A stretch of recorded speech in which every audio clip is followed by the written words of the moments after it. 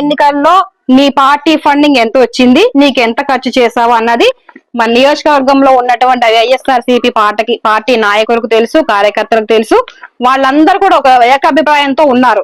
ఎలా అంటే ఆల్రెడీ మా యొక్క ఎమ్మెల్సీ అనంతబాబు డమ్మీ రాజకీయాలన్నీ మాకు తెలుసుకొని మేము కొత్త రాజకీయాలని, కొత్త వ్యక్తిని మేము కోరుకుంటా ఉన్నాం. అలాంటి వ్యక్తికి పట్టం కట్టడానికి మీ అందరం సిద్ధంగా ఉన్నామని ఆల్రెడీ గుసగుసలు జరుగుతా ఉన్నాయి. ఈ విషయం కూడా నీకు తెలుసో తెలీదో ఒకసారి నేను చెప్తున్నాను, చూసుకో వీడియో.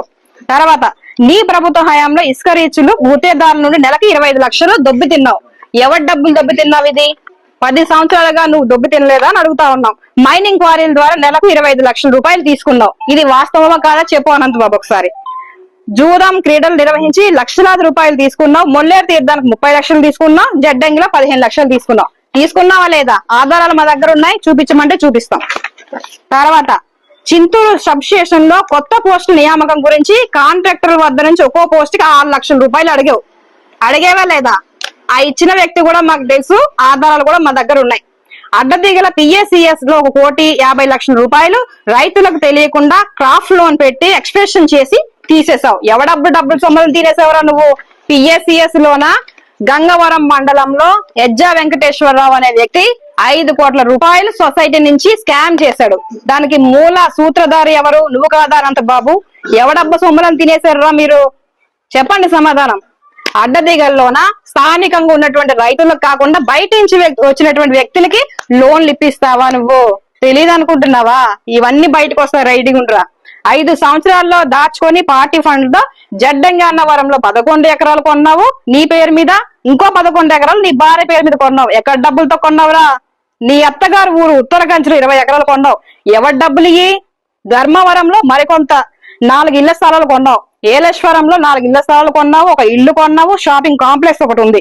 కాకినాడలో 2 విల్లాలు ఉన్నాయి, వైజాగ్ లో 2 ఫ్లాట్లు ఉన్నాయి, విజయవాడలో 5 ఫ్లాట్లు కొన్నావు, ఏలేశ్వరంలో ఇల్లు, పొదురుపాకలో 8 ఎకరాల భూమి కొన్నావు, ఒక షాపింగ్ కాంప్లెక్స్ కొన్నావు, రాజమండ్రిలో 2 ఇల్లులు కొన్నావు.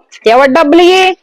10 సంవత్సరాలుగా మా డమ్మీ లక్ష్మిని, ఎస్టీ డమ్మీ లక్ష్మిని పెట్టుకొని పాపం దానికి ఒక చిన్న బంగారం కూడా, చెవుదిద్దులు కూడా లేవు. దాని పేరు చెప్పి నువ్వు తిన్నావు. తిన్న డబ్బంతా ఇలాగా ఆస్తుల రూపంలో పోగేసుకున్నావు. మైదాన ప్రాంతాల్లో సోమవరంలో 2 ఎకరాల భూమి కొన్నావు, ఎల్లవరంలో వీరభద్రరావు గారి భూమి 40 ఎకరాలు కొన్నావు, గొండోలు దగ్గర రైతుల దగ్గర నుంచి 15 ఎకరాలు కొన్నావు. ఎవరి డబ్బులు చెప్పాలి అనంతబాబు. గిరిజన యువతకులు కూడా కాలేజీ సీట్ల కోసం లేకపోతే సర్టిఫికేట్ల కోసం నీ దగ్గరకు వస్తే వాళ్ళని వాడుకొని నీ యొక్క వాంఛను తీర్చుకున్నావు. ఎంతో మంది బిడ్డలు, ఆడబిడ్డలు ఉసురు నువ్వు తీసుకున్నావు. మొన్న చూసారు మీరందరూ కూడా వీడియోలు ఏ విధంగా బయటకు వచ్చినాయో. మహిళలతో అసభ్యంగా మాట్లాడి బట్టలు లేకుండా మాట్లాడినటువంటి వీడియోలు బయటకు వచ్చినాయి. మేమైనా సృష్టించేమాయి? నువ్వు కాదా అనంతబాబు? చూసుకో ఒకసారి బ్యాక్గ్రౌండ్ ఏ విధంగా వ్యవహరించావు అన్నది అర్థమవుతుంది. ఇవన్నీ మర్చిపోయావు అనుకుంటున్నావేమో అనంతబాబు. ఏది ఎవరు మర్చిపోలేదు, అన్ని ఒకసారి నువ్వు చేసినటువంటి నీ మంచి నీకు గుర్తు చేస్తుందని ఒకసారి చూసుకో. చివరికి నీ ప్రభుత్వ హయాంలో చివరి సంవత్సరం ఎంజీఎన్ఆర్జీఎస్ పథకం ద్వారా 100 కోట్ల రూపాయలు మంజూరైతే రోడ్లు బ్రిడ్జిలకి ఆ వర్కులకు గాను 5 కోట్లు లంచం తీసుకొని వర్కులు ఇచ్చావు. ఆ పని అయిందా లేదా, వర్క్ అయిందా లేదా నీకు అనవసరం. నీకు కావాల్సిన కమిషన్ మాత్రమే. ఆ డబ్బులు ఏమైంది? అది పరిస్థితి. ఏజెన్సీ ప్రాంతంలో వ్యవసాయ భూములను వాణిజ్య భూములుగా మార్చడానికి నీకు పర్మిషన్ ఎవడిచ్చాడు? గత 10 సంవత్సరాలుగా నువ్వు అడ్డదిగల మండలంలో ఎన్ని చెరువులు ఉన్నాయి? నీకు ఎంతమంది రైతుల భూములు కబ్జా చేసావు? అసలు వాణిజ్య భూములు పెట్టడానికి పర్మిషన్ లేని ఏజెన్సీ ప్రాంతం నువ్వు ఎలా పెట్టావు? మద్దిగడ్డ రిజర్వాయర్ నుంచి ఎల్లాల్సిన వంటి పొలాలకి నీరు నీ భూమి నుంచి నీ యొక్క చేపల చెరువులకు ఎలా వెళ్తుంది? ఎప్పుడు చేసావు? నువ్వు అధికారంలో ఉన్నప్పుడు చేయలేదా? ఇవి కాదా అక్రమాలు?